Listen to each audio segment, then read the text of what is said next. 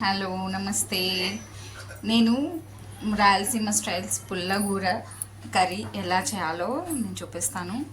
చూసేయండి. దానికి కావాల్సిన పదార్థాలు: ఈ 1/2 కిలో వంకాయలు, 2 టమోటాలు, కొల్లిగడ్డ సైజు, కొత్తిమీర, చింతపండు కొంచెం, మిర్చి మీకు కారం బట్టి మీకు ఆప్షన్స్ చూసుకోండి.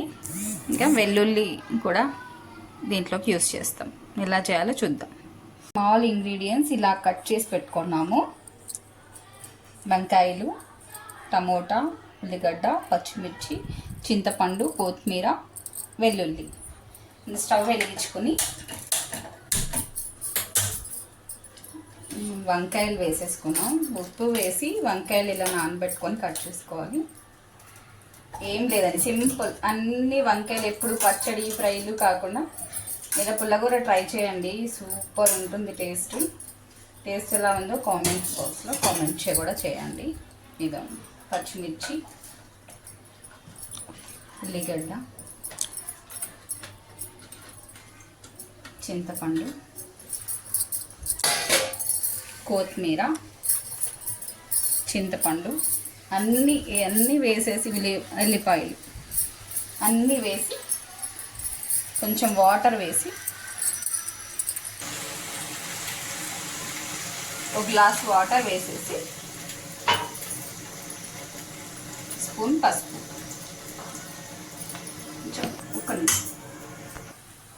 ఒక 2 స్పూన్స్ సాల్ట్, మీకు తగినంత ఉప్పు చూసుకోండి. 2 to 3 మీకు ఎంత అవసరమో మంచి కలిపేసుకున్నాం. కొంచెం ఆయిల్, జస్ట్ ఫ్యూ డ్రాప్స్, ఉడకడానికి బాగుంటుంది. కొంచెం మీడియం ఫ్లేమ్లో పెట్టేసి మూత పెట్టేసి ఉడికిచ్చేసుకుందాం. మెత్తగా ఉడికాక మీకు మళ్ళీ చూపిస్తాను. ఇలా మెత్తగా ఇలా రామేసుకుంటే ఏమి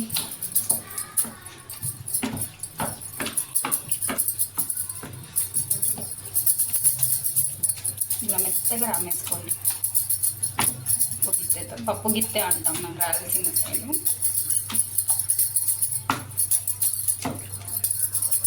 ఇలా ఏంటి పెద్దగా లేకుండా మెత్తగా పచ్చిమిర్చి, టమాటాలు, వంకాయలు మెత్తగా వేసుకోవాలి.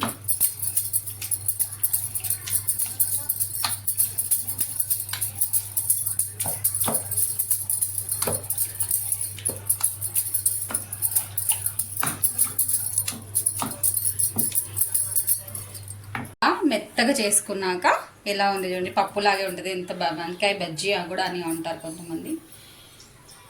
మనం ఇలా తిరువాత వేసుకుందాం. తిరువాత అంటారు రాయాల్సింది. పోపు వేసుకోవచ్చు. ఆయిల్ వేసి పోపుకి కావాల్సిన పదార్థాలన్నీ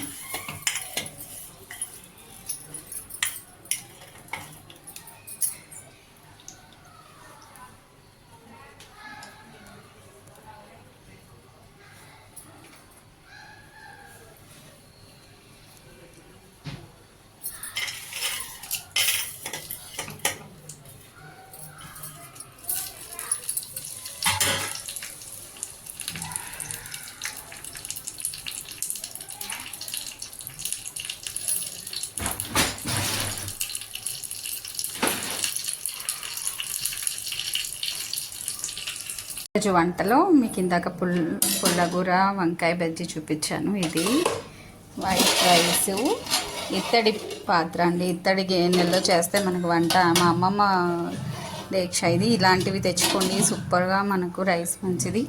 ఇక మిరియాల చారు, మిరియాల రసం, ఇది రెసిపీ కూడా నేను సింపుల్గా ఎలా చేసుకోవాలో చెప్తాను.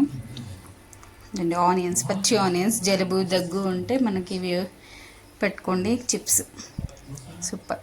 ఎలా ఉంది? నేను పుల్లగూర, చిప్స్, ఆనియన్స్ ఇలా నంచుకున్నా. టేస్ట్ చూద్దాం, నేనే చెప్తాను ఎలా ఉందో.